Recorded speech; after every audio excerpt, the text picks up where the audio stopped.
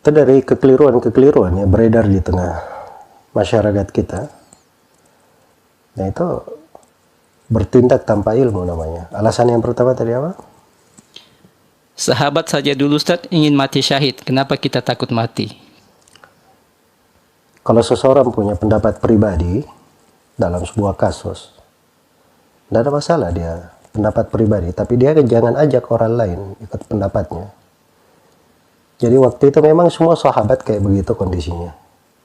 Misalnya sahabat semuanya pengen mati ketika di taun, kena taun, semuanya pengen mati. Nggak semuanya berpendapat seperti itu. Ada sebagian sahabat. Kenapa sebagian sahabat berpendapat seperti itu? Karena sebagian hal yang dia pegang dari Nabi, sebagian hal yang terkait dengan kedudukan-kedudukan ibadah yang melekat di hati.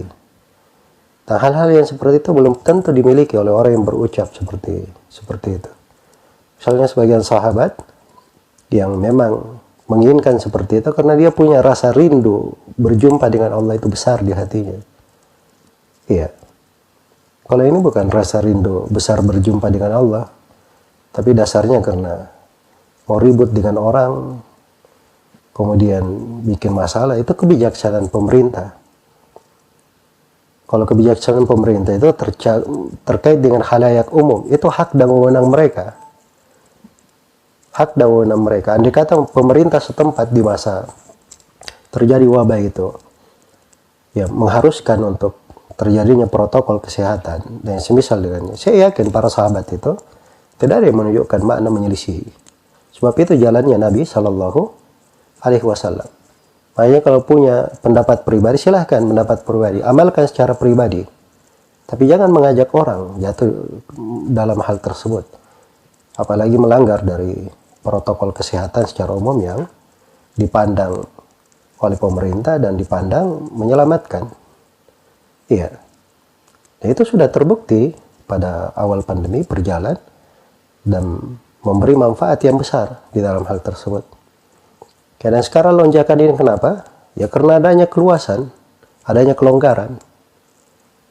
Jadi itu hal yang harusnya tidak perlu diperdebatkan untuk saat ini. Alasan yang kedua tadi apa?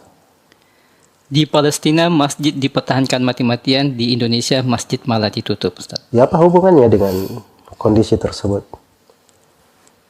Kalau misalnya di sebuah keadaan kondisinya itu dipertahankan karena bagian dari menjaga aset-aset agama, meninggikan kalimat Allah, maka itu tidak ada masalah. Ini masjid ditutup ini bukan karena menghilangkan aset-aset Allah, tapi masjid itu ditutup untuk menyelamatkan jiwa-jiwa kaum muslimin sendiri. Dan itu bukan ditutup selama-lamanya, beda dengan keadaan di Palestina. Ini sembarangan saja mengkias-kiaskan, itu namanya kias mal-fariq.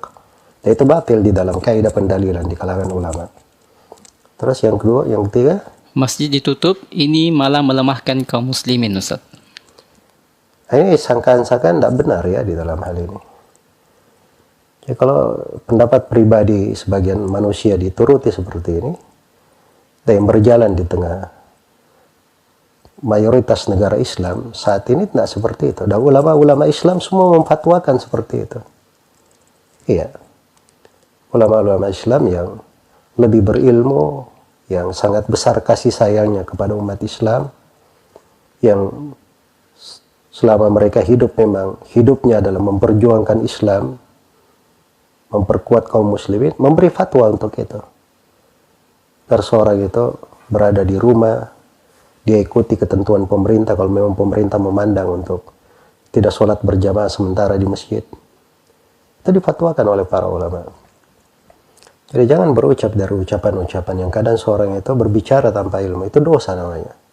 Wala taqfu ma laysa laka bihi ilm, inna sam'a wal basara wal fuad, kullu ulaika kana anhu mas'ula. Janganlah kamu berhenti di atas sebuah perkara yang kamu tidak punya ilmu tentangnya. Sungguhnya pendengaran, penglihatan, dan mata hati semuanya akan dimintai pertanggungjawaban.